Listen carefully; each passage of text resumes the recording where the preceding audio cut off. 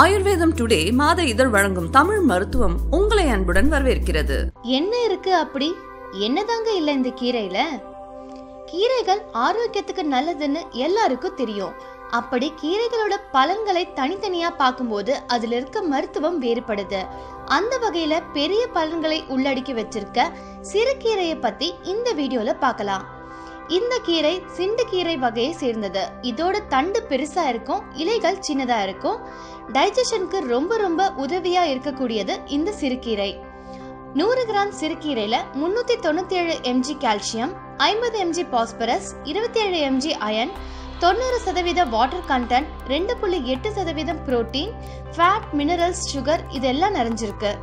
சிறுநீரகத்துல ஏற்படக்கூடிய சிக்கல்களுக்கு சிறுகீரையோட மஞ்சள் சேர்த்து வேக வச்சு நல்லா கொதிச்சதும் அதை வடிகட்டி வர தண்ணிய டெய்லி காலையில வெறும் வயிற்றுல குடிச்சு வந்தா நல்ல பலன் தரும்.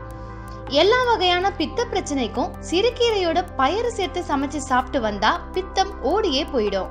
வாரத்துல ஒரு வாட்டியாவது குடும்பத்துல இருக்கிறவங்க எல்லாரும் சிறுகீரையை சாப்பிட்டு வரலாம். சிறுகீரையோட மிளகு கொஞ்சம் உப்பு சேர்த்து சமைச்சு கொடுத்து வந்தா குழந்தைங்களோட ஞாபக சக்தி அதிகரிக்கும். இன்ஃப்ளமேஷன் சொல்லக்கூடிய அழற்சி நோய் ரொம்பவே மோசமான வியாதியா இருக்கு. இந்த அழற்சி வந்தாலும் இல்ல வராம இருக்கவும் சிறுகீரையில இருந்து ஒரு கஷாயம் தயாரிச்சு குடிக்கலாம். அதுக்கு சிறுகீரை, மஞ்சள், மிளகு, இஞ்சி இதெல்லாத்தையும் வேக வச்சு வர கஷாயம் அழற்சி நோய்க்கு ரொம்பவே எஃபெக்டிவான மருந்தா இருக்கு. கண் பிரச்சனையை முடிவுக்கு கொண்டு வர சிறுகீரையோட வெங்காயம், பூண்டு, மஞ்சள், மிளகு சேர்த்து கொதிக்க விட்டு அந்த தண்ணியை வடிகட்டி குடிச்சா கண் பிரச்சனைக்கு நல்ல மருந்தா செயல்படும். உடல் பலவீனமா இருக்கிறவங்க சிறுகீரையோட குடைமிளகாய், தேங்காய், பூண்டு சேர்த்து சமைச்சு 21 நாளைக்கு சாப்பிட்டு வந்தா உடல் வலுவாகவும் ஆரோக்கியமாவும் இருக்கும். அதோட இழந்த வலுவையும் பெறலாம்.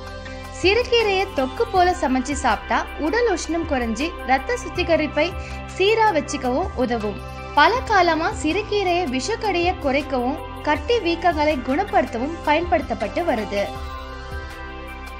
இந்த வீடியோ பிடிச்சிருந்தா லைக் பண்ணிடுங்க, ரொம்ப பிடிச்சா ஷேர் பண்ணிடுங்க. அடுத்த வீடியோல சந்திப்போம். பாய்.